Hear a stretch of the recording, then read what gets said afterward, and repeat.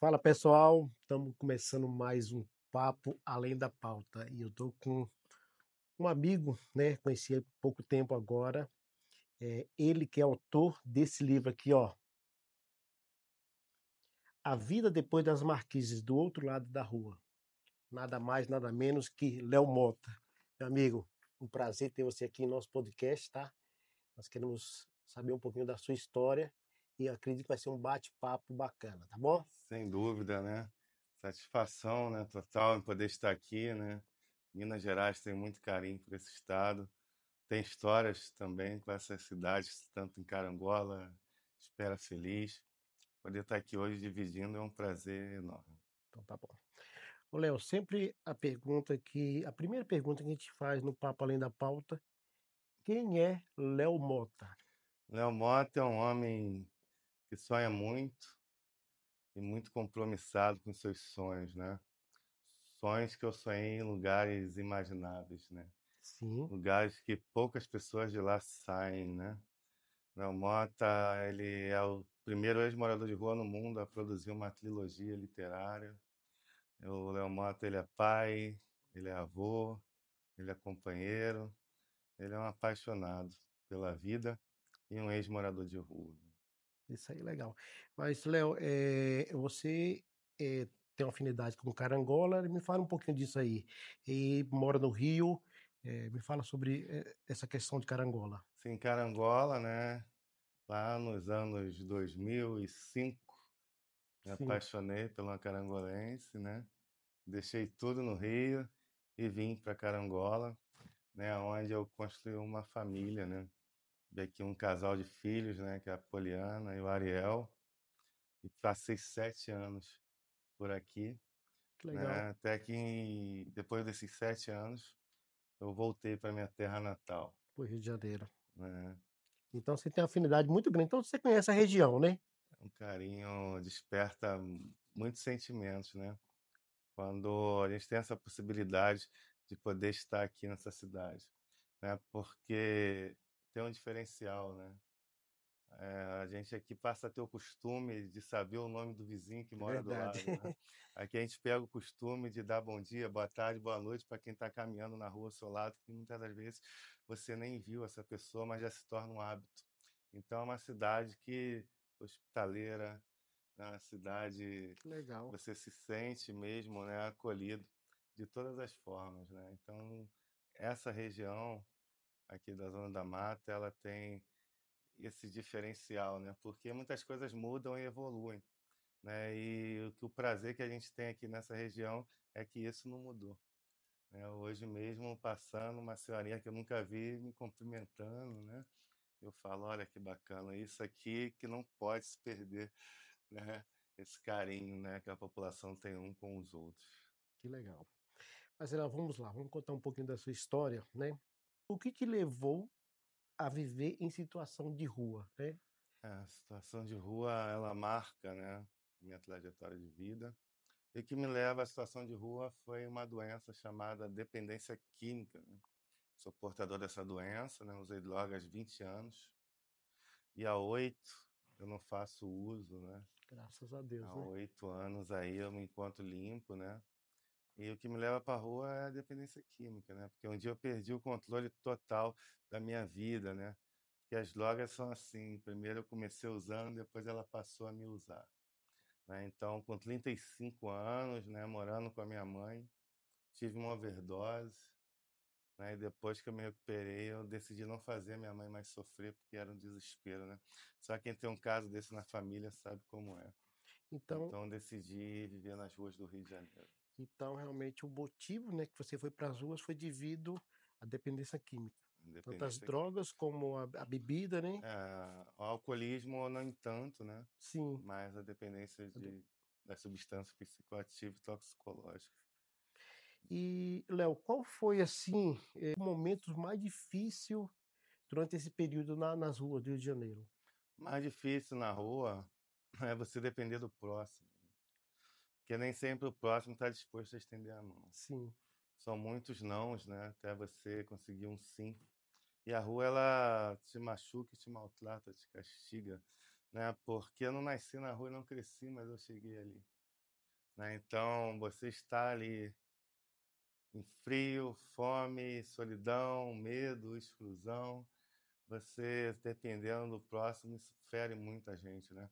Porque embora a pessoa está ali mergulhada nas drogas, mas ela já teve uma vida antes de chegar ali, Sim, né? Então, muitas das vezes a fome é o que me marca na situação de rua, porque além de pedir, esmolar, e quem está numa situação na posição de pedir é uma posição difícil, você ainda muitas das vezes tem que olhar uma lixeira com esperança de ter algo que dentro para se para se alimentar, alimentar, né? né? Então, o que marca a minha trajetória ali é a fome, né? A fome. Porque a fome produziu uma das maiores humilhações da minha vida.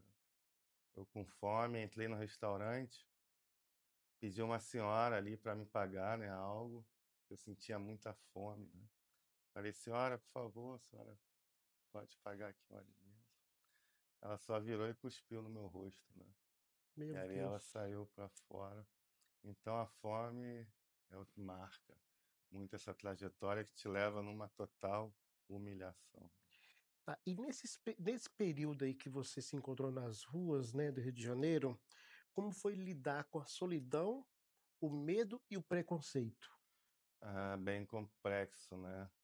Porque você tá numa rua, numa grande metrópole, onde passam milhares de Sim, pessoas, você se sente ali totalmente invisível.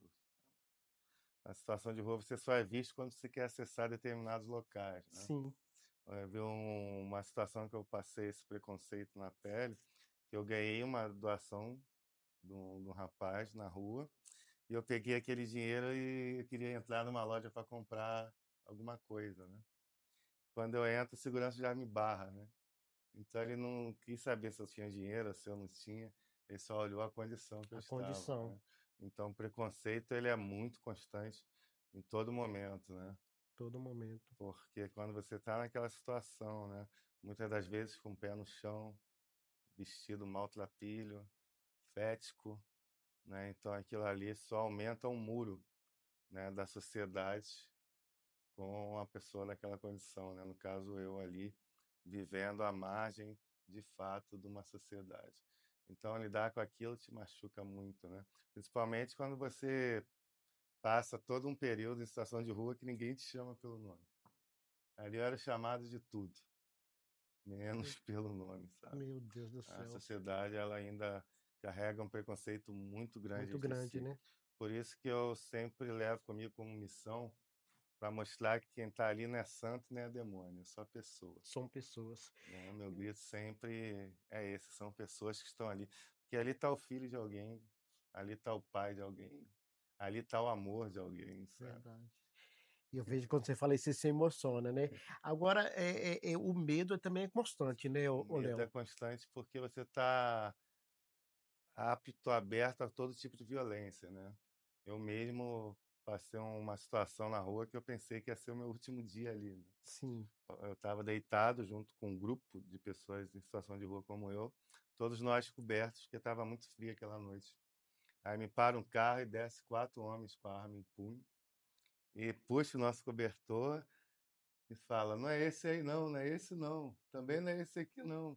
Então o medo ele é constante, porque meu você Deus, está ali exposto a todo tipo de violência. todo tipo de Muitas violência. das vezes a gente com muita fome ganhava ali um alimento, uma comida, quando a gente abria, pedia a Deus para nos guardar, porque envenenamento também é constante da população de Sim, rua, sim, né? Então é medo de todos os tipos, sabe?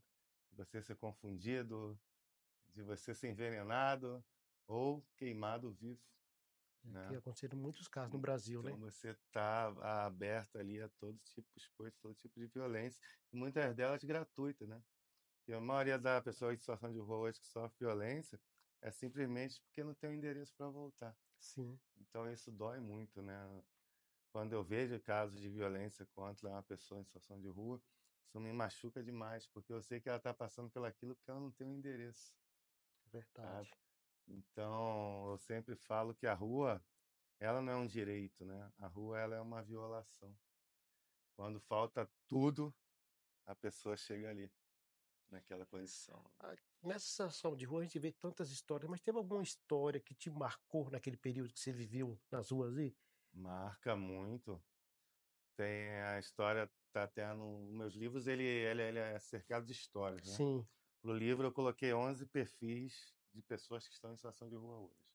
Seja uma travesti em situação de rua, seja uma mulher em situação de rua, seja uma pessoa, né, que está carregando a sua patologia ali, né? Porque ali a gente tem pessoas com vírus da AIDS, a gente tem pessoas com danos mentais irreversíveis. Então a gente tem 11 perfis nas ruas. Mas um deles foi o que me recebeu na rua. Porque quando você chega em situação de rua, alguém te recebe. entendi. Que foi o Gilberto, né? Gilberto é um cara que ele está em situação de rua agora há mais de 10 anos. Às vezes eu encontro com ele 10 anos, mais de 10 anos já em situação de rua. É um cara que ele cata lata, cata reciclável, não usa droga, não bebe e paga a pensão dos filhos. E está na rua? Está nas Ele ruas está ainda? nas ruas, né? Porque ele passou um trauma de quando ele tinha uma casa. Ele sofreu uma desilusão amorosa, Sim, foi para a rua e abriu mão de ter um lar. Mas mesmo assim ele não deixa de cumprir a obrigação como pai. como pai. Ele não visita a filha, né? Já nesse período aí, porque ele sente medo dela sentir vergonha dele. Então, a história do Gilberto, ela marca muito, porque ela mostra a honestidade de um homem, sabe? Sim, E a preocupação dele de cumprir o papel e o dever de pai, né? Hoje a filha já passou aí dos seus 15, quando ele foi para a rua ela tinha uns 5 anos, sim. né? E ele nunca deixou de cumprir ali a sua missão Transmissão. paterna, né? Cara, para mim ele é um exemplo, sabe? Entendi. E sobre a questão, o Léo, das necessidades fisiológicas, banho, como é que vocês faziam na rua ali? Qual, né, se algum posto realmente já dava esse acolhimento para vocês, fazer essas necessidades fisiológicas? Na situação de rua no Rio de Janeiro, a gente sofre um déficit muito grande de vagas de abrigos, né? Então, quando não conseguia um abrigo, um acolhimento para você conseguir um banho, lavar uma Sim, roupa, então era a rua, só na né? rua. Ali é um desafio muito grande, principalmente quando a gente fala de Rio de Janeiro, né? A questão da situação de rua nunca é pior no inverno. Porque no inverno pega um saco de lixo, se Sim, enrola e passa a noite. O pior da situação de rua é o verão, né? Porque a gente está falando de uma cidade onde o meu corpo estava exposto, que a sensação térmica é de 50 graus. Não tem chuveiro, não tem bebedouro, então ali você luta pela sobrevivência. O banho na rua ele é assim: você pegou uma garrafa de 2 litros no lixo, lavou, encheu em algum barzinho e você vai tomar banho com aquela garrafa ali, né? E pedindo a Deus aí para conseguir uma doação de uma roupa e para você conseguir, né, se manter limpo, né, um pouco agradável para o olhar da sociedade que não tolera muito, né, uma pessoa fética e suja ali, né, lado a lado. Então, nas ruas, a sua necessidade, a sua luta pela sobrevivência é uma total busca mesmo. A pessoa passa a se adaptar naquela situação. É aí que mora o perigo, né? sim, Porque muitas das vezes, hoje, quando eu faço o resgate de quem está em situação de rua, eu luto para aquela pessoa ficar menos tempo na rua. Porque você começa a correr o perigo do seu mental, sim. você acreditar que aquela vida foi feita para você. Então, quanto mais tempo na rua, mais difícil fica a porta de saída, né? Então, você tem que se adaptar àquela situação. Eu falo se adaptar sem se acostumar É e verdade. muito menos se entregar, né? Então, é uma luta constante. E sobre a questão do acesso à saúde, por exemplo, passam mal, gripam, né, doenças, você está vulnerável a várias Todos. doenças ali naquele local. Esse acesso aí, vocês tinham acesso fácil, eram rejeitados? Me fala aí sobre O isso. acesso à saúde da população de rua nunca vai ser Não fácil. pode ser fácil, né? Primeiramente, que muitas das vezes, quando se acessa um equipamento de saúde, te pedem uma documentação, né? Em situação de rua, muitas das vezes eu mesmo perdia o meu documento. Então é um desafio, só vai para o hospital mesmo quando já está à beira da À beira morte, da morte, né? né? Porque quando você acessa um instrumento público e você é mal recebido, você não quer mais voltar, Verdade. né? Então eu mesmo peguei uma infecção muito forte intestinal em situação de rua, que ali eu passei 10 dias, né? mais ou menos tudo que comia ia embora, né? E sem banheiro, sem chuveiro, com dores. Peguei dengue em situação de rua, Meu Deus do céu. né? Febre em cima de um papelão, calçada fria, dor por todo o corpo. Então ali você vive debaixo, verdadeiramente entregue, né, nas mãos da misericórdia de um seu Criador, né? Verdade. Porque o acesso à saúde ele é muito difícil ainda hoje para quem está em situação de rua, né? Tem algumas cidades, alguns bairros, alguns municípios que ainda tem um consultório na rua, né? Que é a equipe de saúde para a população de rua, Sim, mas mesmo assim é insuficiente. Todos entendi. os locais, né, eu acompanho a população de rua, não só do Rio, mas em diversas partes do país.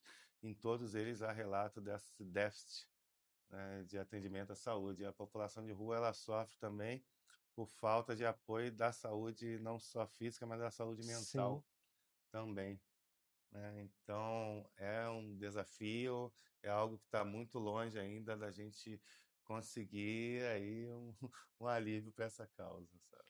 E qual foi o período, não sei se você falou, qual foi o período que você conviveu nas ruas, o tempo que você viveu nas ruas aí? É 1 ano e 3 Um ano meses. e 3 meses, né? A gente ali dói, machuca, porque quem não nascia ali não crescia, né? O primeiro dia que você chega na rua, a ficha não cai, né? A minha só caiu depois que eu vi as pessoas atravessando a rua ou me ver deitado numa calçada. Então, é cruel, né? Você está ali, né?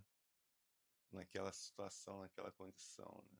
Sem saber, né? O dia que aquilo ali vai terminar na tua vida, Verdade. né? Mas tem gente chegando, mas também tem muita gente saindo, né? Isso me dá esperança demais para continuar. E vamos lá, você contou todo esse relato aí, né? Mas o que te motivou a sair da situação de rua? Qual Eu, foi o motivo? Fala assim, hoje eu vou mudar de vida. eu cansei de sofrer, né? Na semana que eu tomei a decisão de Sim, aceitar ser ajudado, eu tinha passado por uma situação muito constrangedora, né? Mas alguns dias antes tinha acontecido também um fato comigo em situação de rua. Eu cheguei para dormir num canto que eu dormia na rampa de um hospital, é o maior hospital do Rio de Janeiro, chamado Souza Guiar. Souza Guiar. Quando eu chego no portão, já vem uma pessoa que se levanta e fala: Léo, o cara tá deitado lá no teu cantinho, cara. Pega ele que aquele canto ali é teu. E foi a primeira vez que eu falei com Deus em situação de rua. Eu falei com Deus 2 vezes, né? Um dia que eu tentei suicídio e nesse dia. Eu falava: Deus, aquele cantinho ali é meu mesmo. É aquele ali que é o meu cantinho.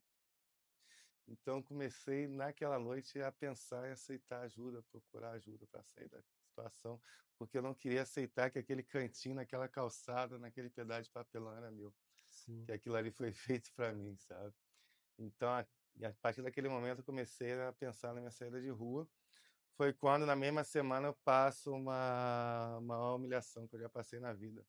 Eu tinha passado por falta de alimento, da sim, fome, e passo pela sede. Quando eu entro num local, segurança levanta, me bota para fora, me arrasta. Pergunta: o que que você quer aqui, doidão? Eu falei: só quero água gelada. Ah, você quer água? Eu vou te dar, né? Ele não demorou e veio, né? Um copo grande, descartável, águas, bastante gelo. Eu botei na boca e rapidamente botei para fora. Que aquele copo ali, além de água e gelo, também tinha salsa. meu Deus do céu. Aí eu falo: por que que você fez isso comigo, cara? Ele levanta a camisa e mostra uma arma.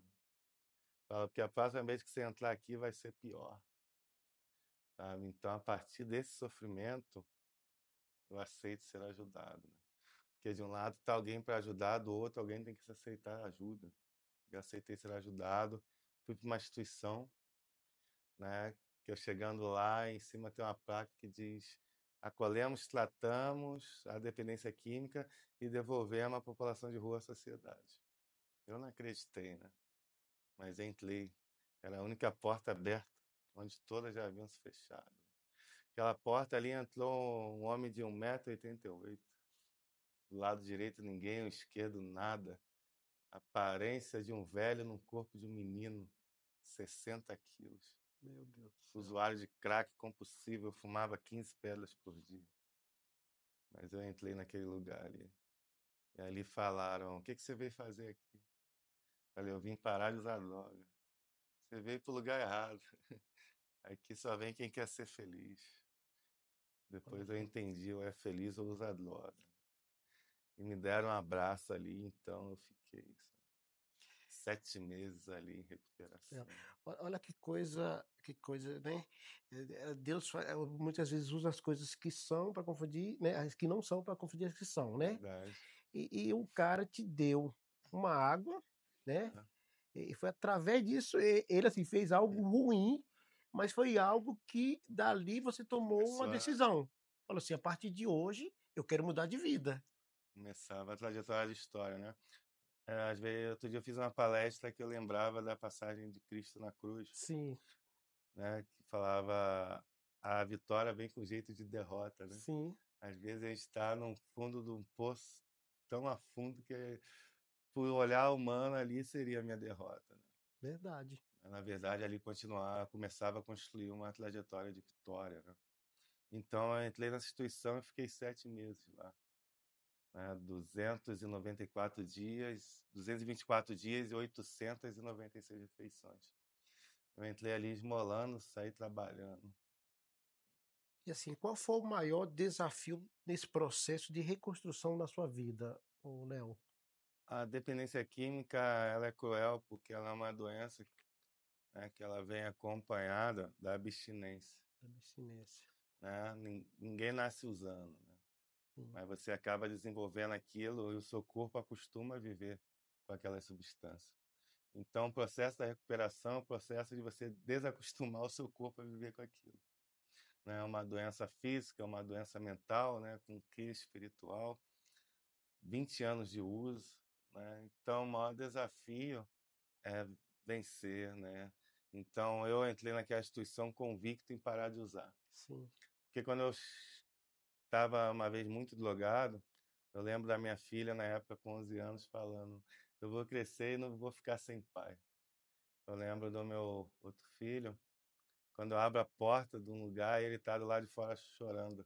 É que ele tinha olhado pelo buraco da fechadura e eu usando droga, meu Deus sabe? do Então, o céu. que me faz ficar, o que me faz vencer o desafio é porque do outro lado tinha alguém que esperava o meu abraço.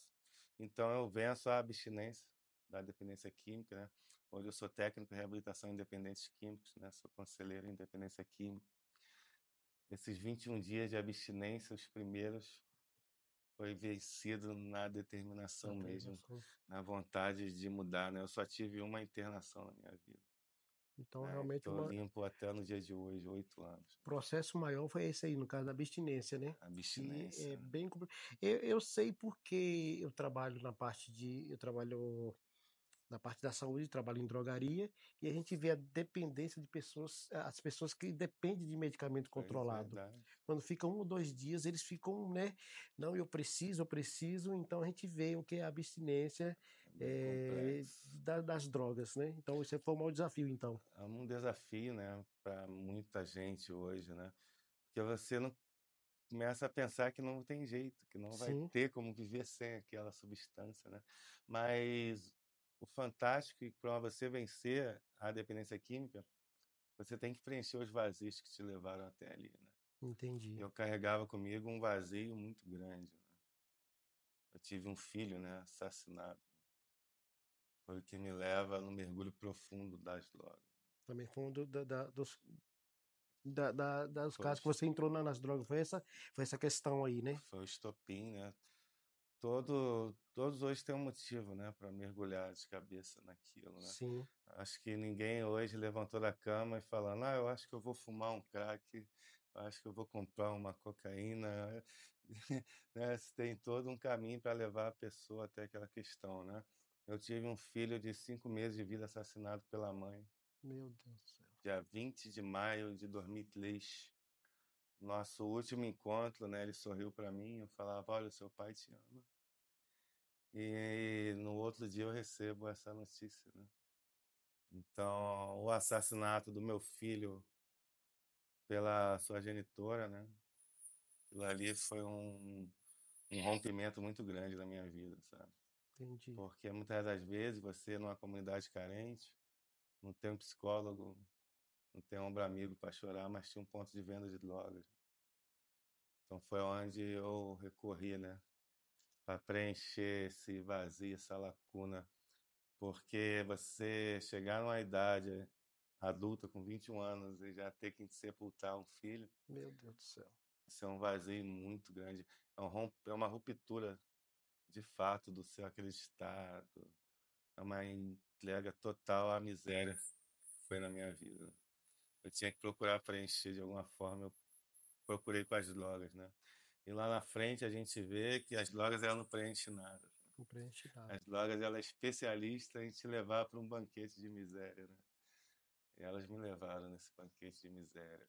Quando eu falo de banquete de miséria, é porque as drogas me levaram a ter um vazio físico, mental, financeiro, espiritual, um vazio total, né? Me levaram a adoecer mentalmente, então a ser uma pessoa totalmente desacreditada. Entendi. E, Léo, que tipo de apoio foi mais importante para você nesse processo, assim? O melhor apoio é a pessoa saber que ela não está só, né? Porque o dependente químico ele só tem dois sentimentos, que é a euforia quando está no uso, Tu tá no uso, né? né, e a depressão quando não está, né? Posso, né? Então, nesse momento que ela não está sob o efeito, as mãos estendidas, os abraços, eles fazem toda a diferença, sabe? Porque o apontamento já carregava comigo. As pessoas já me olhavam já com olhar de exclusão. Então, aquilo ali eu já tinha. O que eu precisava era de um olhar de amor. O que eu precisava era uma mão estendida, eram de pessoas acreditar em mim, né? Sim, No momento que eu já nem acreditava, né? Então, o que faz a diferença para a pessoa sair da droga é o que ela não tem, é o amor. Ela não tem muitas das vezes o olhar de amor, ela não tem a mão estendida, ela carrega muitos rótulos, né? Muitos apontamentos, muitos nomes de tudo, né? Então, o amor, a mão estendida, o acreditar naquela vida ali faz toda a diferença, né? Porque ela chega no momento que ela não acredita nem nela. que bacana. Uma história muito bacana e emocionante. Eu vejo que você se emociona, né? Porque, assim, quem viveu na pele que sabe, né? Mas aqui, vamos falar sobre um pouquinho desse livro, né? A pessoa, vou mostrar mais uma vez aqui, ó, um livro bacana que eu vou ler. Já tô com o meu, tá? É, como surgiu essa ideia de escrever esse livro, Léo? Então, quando eu saio da internação, depois de 7 meses, eu consigo um emprego, né? E nesse dia eu estava indo trabalhar e o ônibus engarrafou no Rio de Janeiro, tem uma Cracolândia que fica bem na Avenida Brasil, né? E ali, quando engarrafou frente àquele cenário de miséria, Sim, as pessoas no ônibus começaram a comentar: olha como é que tá cheio ali, chega, ali morre 10 e chega a 20. Aí eu comecei comigo, eu não morri naquela situação. As pessoas têm que saber que sai alguém dali vivo. Então, nas mãos eu carregava um celular usado, que não tinha nem tampa traseira, era colado com durex, mas ali tinha facebook.com, cria sua página. legal. Eu comecei a pensar nisso. E ali eu criei a página no ônibus mesmo. Falei, que nome que eu vou dar para isso? E a viagem começou, os comentários no ônibus não paravam, né? E quando chega no meu destino, eu olho a última marquise que eu dormi embaixo. Eu falo, tá aí o nome dessa página que eu criei, A Vida Depois das Marquises, né? E se for trabalhar, eu ponho um pequeno relato na página de início. Sim, Aí eu saio do trabalho, pego o celular, 10 seguidores. Eu não entendia muito de internet, né? Quando eu não tinha maior dificuldade de mexer naquele celular, porque quando eu fui morar na rua, o celular tinha botão.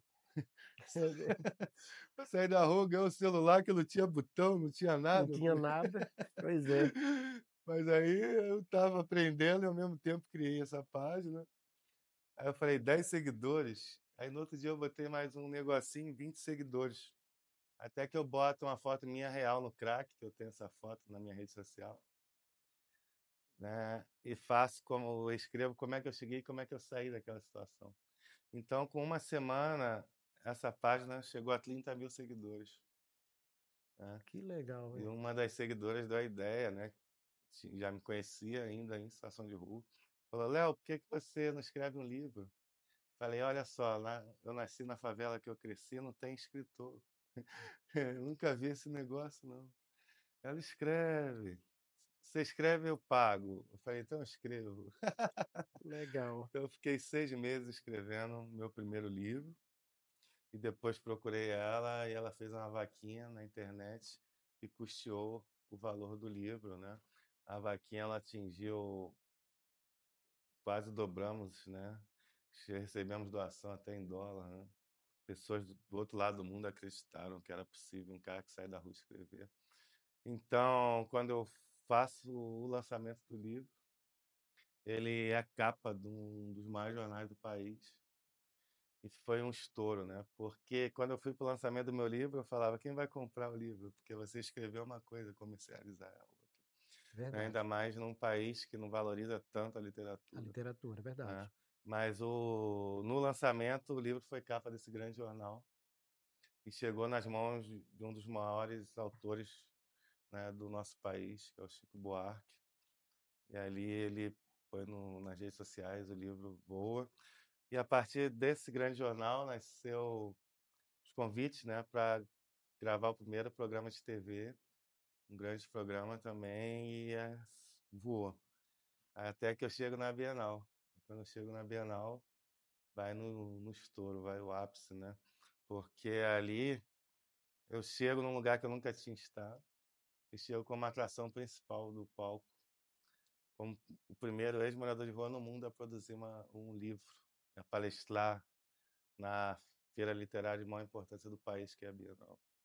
Né? Eu olho uma multidão ali com os livros na mão, e nesse mesmo lançamento eu conheço uma outra pessoa que me convida a estar no restaurante dele depois de alguns dias.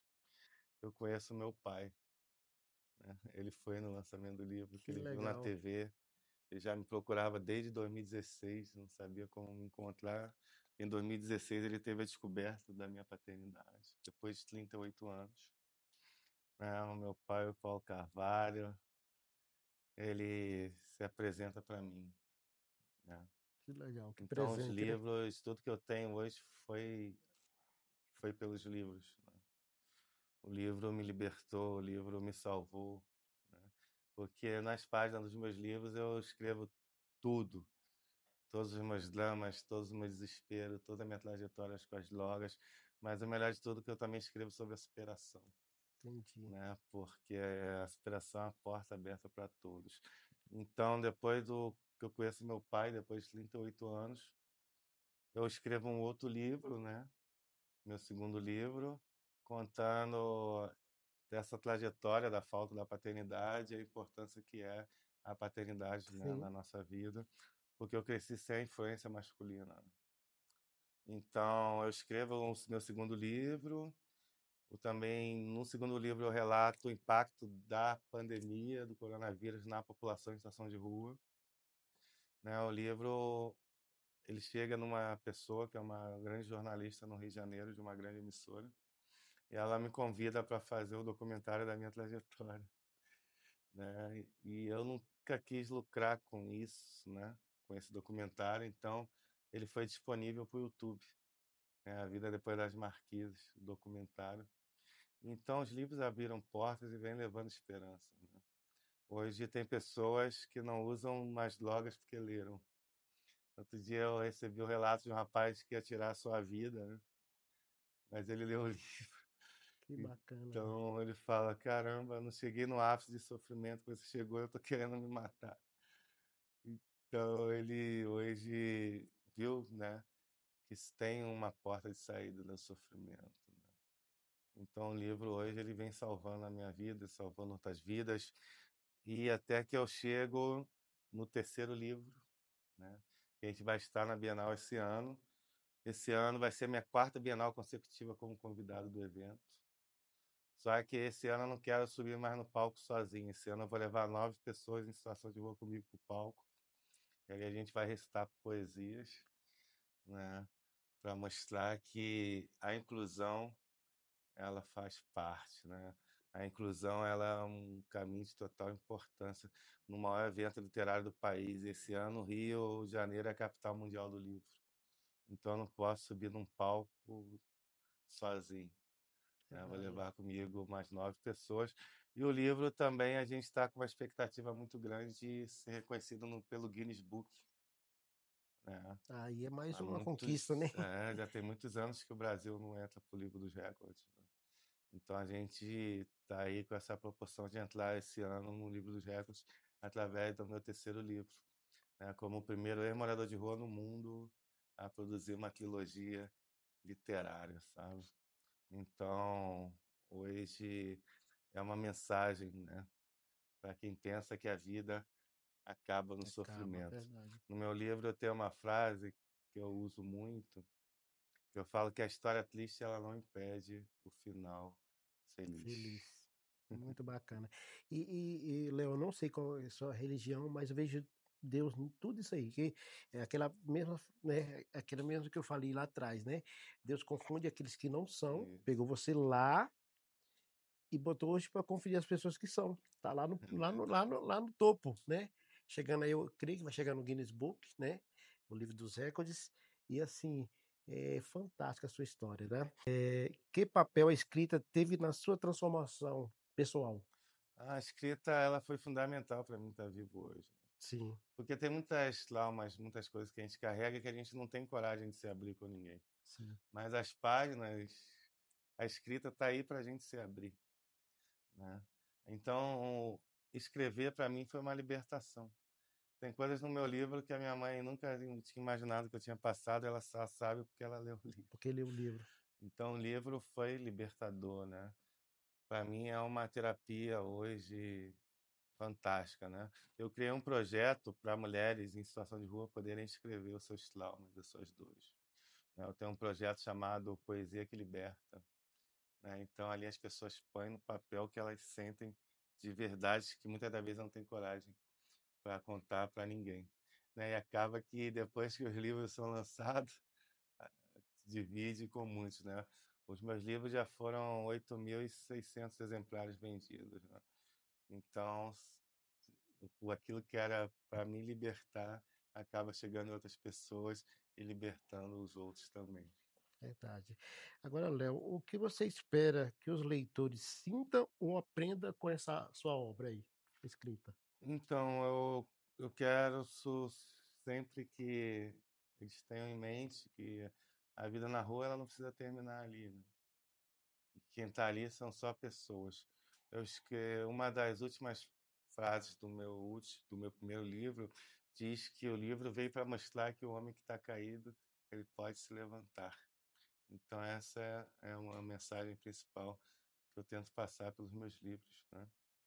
Porque tem pessoas que estão passando por algum sofrimento, por algumas circunstâncias tão terríveis na sua vida que pensam que pode ser o fim dela.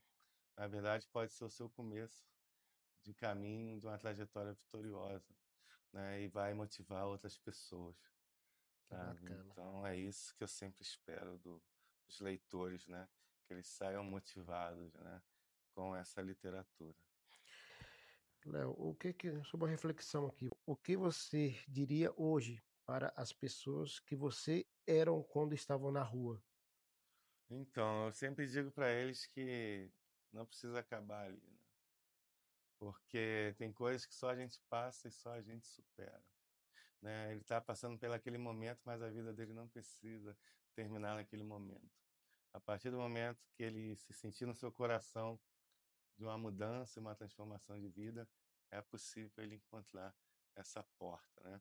Eu sempre falo que não é a porta do céu, Sim. mas é a porta de saída de um inferno, né? Então é possível encontrar essa porta. Falando para aquela câmera ali, dá um conselho para essas pessoas que estão vivendo em situação de rua, né? Dá uma palavra de ânimo. Pode falar nessa câmera aqui. Dá uma palavra de ânimo para essas pessoas que estão aí passando por situações difíceis.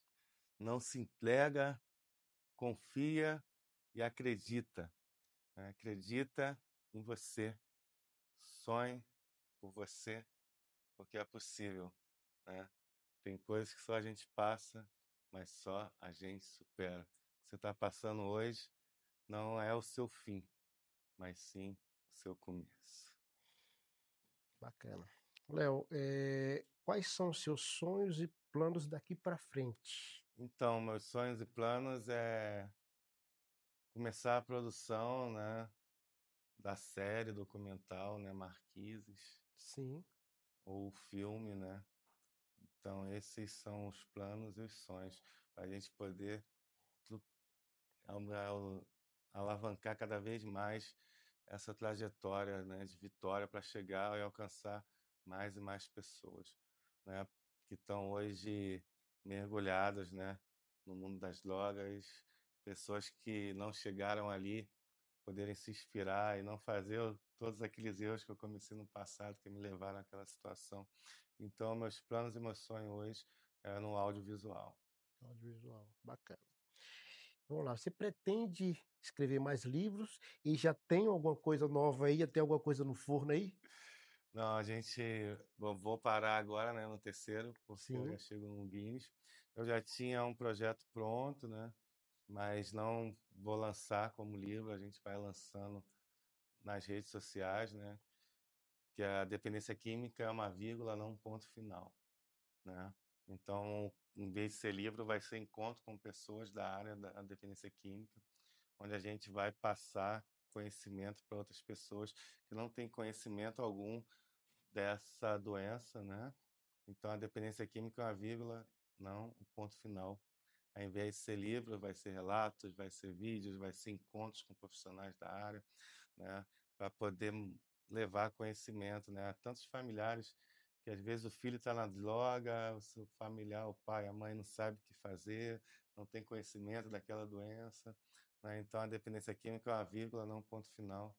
Ela é um projeto que vai vir aí, né? Próximo mês já tem o primeiro encontro sobre esse tema. que bacana. Léo, foi um prazer ter você aqui, tá? A sua história, eu acredito que vai alcançar muita gente aí, né? É uma história de superação, né? Como eu falei, Deus pega aqueles que não são e confunde Verdade. aqueles que são, né? E eu creio que esse podcast vai alcançar muitas vidas, vai alcançar não só aquelas pessoas que estão em situação de rua, mas aquelas pessoas que estão passando por problema financeiro, problemas emocionais, problemas familiar. Eu creio que esse podcast vai ser algo que vai impactar a sua vida e você vai mudar de vida. Tem Amém, mais alguma coisa a falar, Léo? Dá mais uma palavra aí, mais algum conselho. Então, meus livros você consegue, né, através das minhas redes sociais, né, ou pesquisando também no Google, muitas plataformas de venda, né, e me siga nas redes sociais, né, todas elas são @leomota, escritor com 2 T. Bacana. Pessoal, vou mostrar mais uma vez aqui, ó. Eu adquiri já o meu aqui, ó. Ó, um livro bacana. Vou pedir para ele autografar, tá? E entre em contato aí, ó, convide o Léo para palestras, compra o material dele, porque é uma história muito bacana, uma história de vida e de superação que eu vi que ele até se emociona. Eu também fiquei emocionado e eu creio que Deus tem algo poderoso mais lá para frente aí e vai realizar seus sonhos, seus Verdade. objetivos.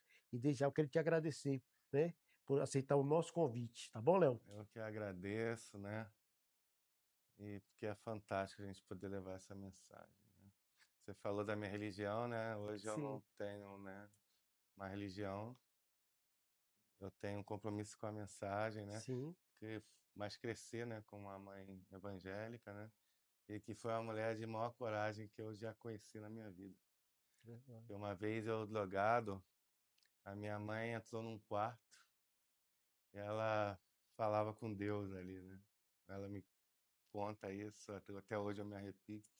Que ela falava com Deus o que nenhuma mãe tem coragem, né? Ela falava assim: Deus, ou muda ou leva. Meu Deus, é forte, tá? Eu acho que poucas mães, né? Pouca de Porque ela viu a barriga crescer, sentiu o chutinho, imaginou o nome, depois ela vira para o autor da vida: ou muda ou leva. leva. Isso é a vontade de você levar. E aí? E qual mãe que está preparada ali para segurar na alça do caixão de um fruto? mas ela foi uma mulher de coragem, Mas sabe? mãe é mãe, né, Léo? Mãe é mãe, tá sempre Ela ali. falando, Pode, né, o filho ser o que for, mas a mãe tá ali, ela quer sempre o melhor. E eu creio que ela tem um orgulho muito grande hoje de você. sim, uma mulher de oração, de joelho no chão, né, com compromisso e com intimidade com Cristo para chegar e falar. Então, eu creio que o desejo de mudança no meu coração nasce também através desse ato de coragem dessa mãe, porque eu, como pai, eu não tenho essa coragem, né? Porque só a gente não sabe, né, a vontade do autor das nossas vidas, né? Verdade, Aquele verdade. momento que ela fala ou muda ou leva, Que bacana. né? Mas o desejo foi de mudança, né? Então hoje, muitas das vezes, quando ela passa comigo na comunidade, passa comigo próximo a uma conhecida que tanto viu ela sofrendo com o filho mergulhado, ela sempre fala: "Ó, meu filho aqui", porque pelo incrível que pareça, frequentava uma comunidade no Rio, ela era dirigente do ciclo de oração. Muitas das vezes ela estava na igreja orando, eu estava no ponto de venda, na boca de fumo, em frente à igreja, drogado. Meu Deus do céu. Então, imagina o apontamento que ela não passou, né? Então, isso é fantástico. Hoje, já tive, algum tempo atrás, dando um testemunho e ela era só lágrimas, sabe? Bacana, mulher de oração. Qual que é o nome dela? Yara Dona Yara. Cristina. Você é uma mulher de fibra, tá uma mulher de oração. E aí, seu filho tá aí, ó. Eu creio que é um orgulho muito grande, tá? Um beijão, que Deus possa estar te abençoando, te guardando. E seja essa mulher de oração aí, tá? Então, desde já, mais uma vez te agradeço, Vamos tá? nessa. Pessoal, tá acabando mais um episódio Papo Além da Pauta. E foi um prazer ter o Léo aqui. Até a próxima. Valeu!